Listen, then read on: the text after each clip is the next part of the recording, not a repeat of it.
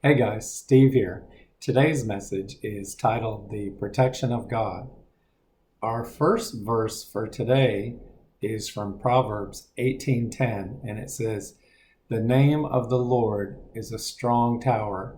The righteous runneth into it and is safe." A strong tower.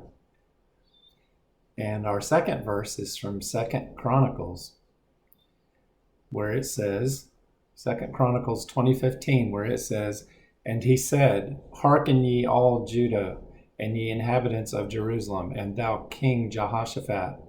Thus saith the Lord unto you, Be not afraid, nor dismayed, by reason of this great multitude. For the battle is not yours, but God's." The key part of that one is, the battle is not yours, but God's. And in Proverbs 11:21, it says, "Though hand join in hand, the wicked shall not be unpunished, but the seed of the righteous shall be delivered."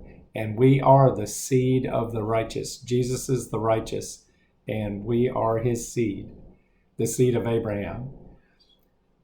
In Exodus 14:13, "And Moses said unto the people, Fear ye not, stand still, and see the salvation of the Lord, which he will show to you today. For the Egyptians whom ye have seen today, ye shall not see them again, no more forever." In 1 Samuel 17:47, we hear David talking to Goliath, and he says, "And all this assembly shall know that the Lord saveth not with sword and spear, for the battle is the Lord's, and he will give you into our hands." So when everything around you seems like it's going wrong, when the country seems like it might be going through a time, remember, trust in the Lord. The battle is the Lord's. Stand still and see the salvation of the Lord. The seed of the righteous shall be delivered. And we see an example of that in Mark 4:35 through 40.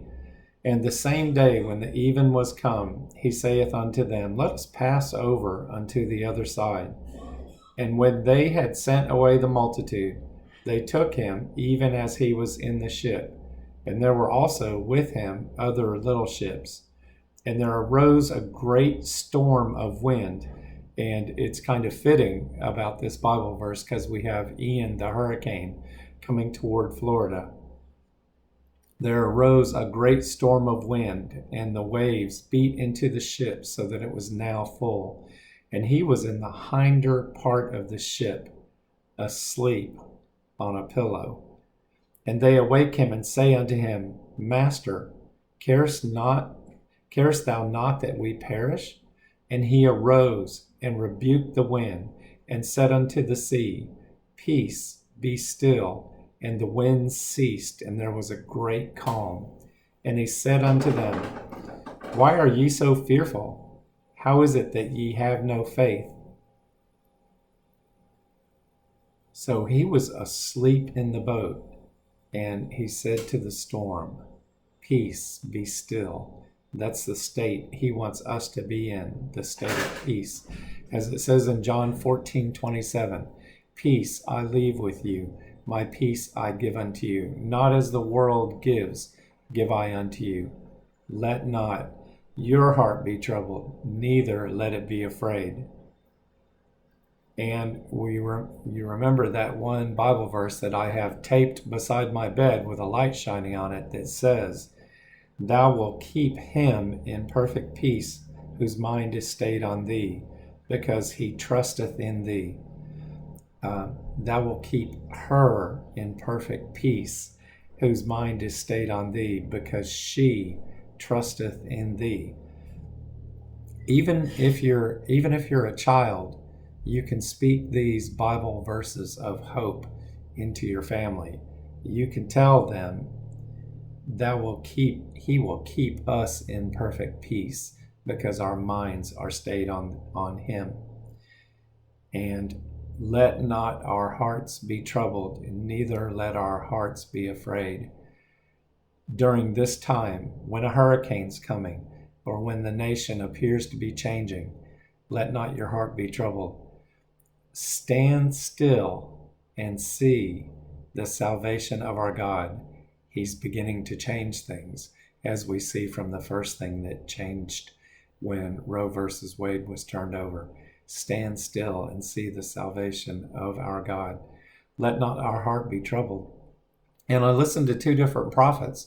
One of them says, during this time when our country is going through a transformation, that we should be eating cake and celebrating. And the other one said that we should be eating popcorn while we watch what the Lord is doing during this time. So remember, let not your heart be troubled, neither let it be afraid. Thou wilt keep her in perfect peace, whose mind is stayed on thee, because she trusted in thee. Now remember that soteria, the word salvation, we've talked about that before. It means health, healing, wholeness, provision, protection. Everything that you need in this world is summed up in the word salvation. And as you know, the Bible verse, the main verse of my site, is John 3:16. For God so loves you that he gave his only Son, that whosoever believeth in him should not perish, but have everlasting life. For God so loves you. Y'all have a great day. This is Steve.